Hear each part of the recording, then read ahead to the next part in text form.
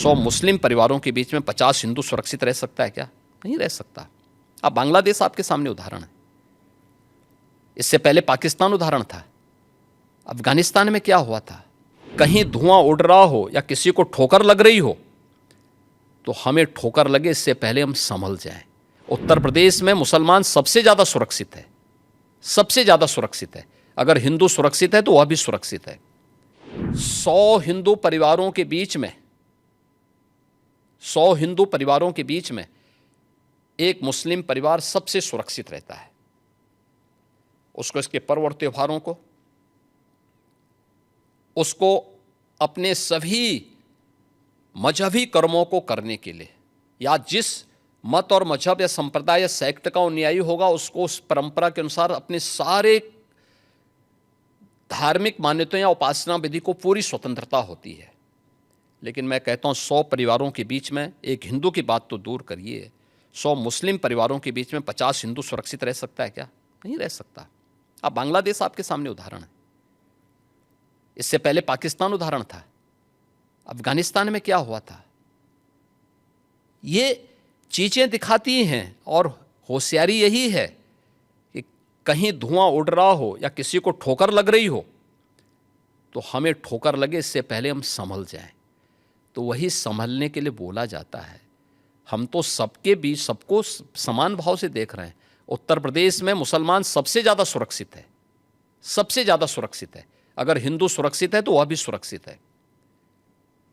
अगर दंगे यहां यूपी में होते थे जो 2017 के पहले, अगर हिंदू की दुकान जलती थी तो मुसलमान की भी जलती थी, हिंदू का घर जलता था तो मुसलमान की भी जलती थी। और 17 के बाद से दंगे बंद हुए। अगर हिंदू सुरक्षित है तो मुसलमान भी सुरक्षित है।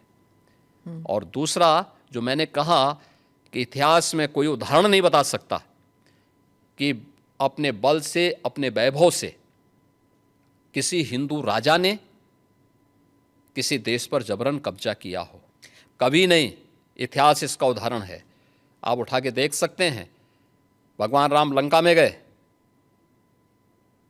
और लंका में रावण पर विजय प्राप्त करके लक्ष्मण को वहां के वैभव को देख के थोड़ा मोहित हुए।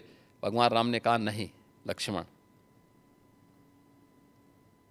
उन्होंने उनको एक ही बात कही। और मुझे लगता है कि आज की पीढ़ी के लिए बहुत प्रेरणादायी है जो उन्होंने उस समय कही थी। लक्ष्मण जी को जो प्रेरणा, जो निर्देश भगवान राम दे रहे हैं लंका के बारे में, अपि स्वर्णमयी लंका नमे लक्ष्मण रोचते, जननी जन्म भूमिस्य स्वर्गादपि गरीयसी। कि लक्ष्मण, लंका भले ही सोने की क्यों न हो, लेकिन याद रखना ये मुझे रुचिकर नहीं लगती, मेरी रुचि का नहीं है। मेरा काम था माता सीता को दुरात्मा रावण से मुक्त करना, वो मैंने कर लिया है।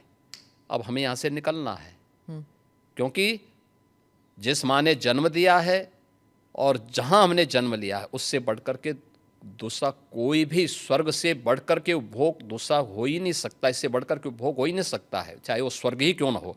और इसलिए हम यहाँ नहीं करेंगे। ये उदाहरण मैं इसलिए दे रहा हूँ जिसलिए जो सनातन धर्म पर प्रहार करते हैं उनकी आंखें खुलें, वो देखें। उदाहरण हमारे सामने पर्याप्त हैं और ऐसे अनेक उदाहरण आपको समय समय पर मिलेंगे।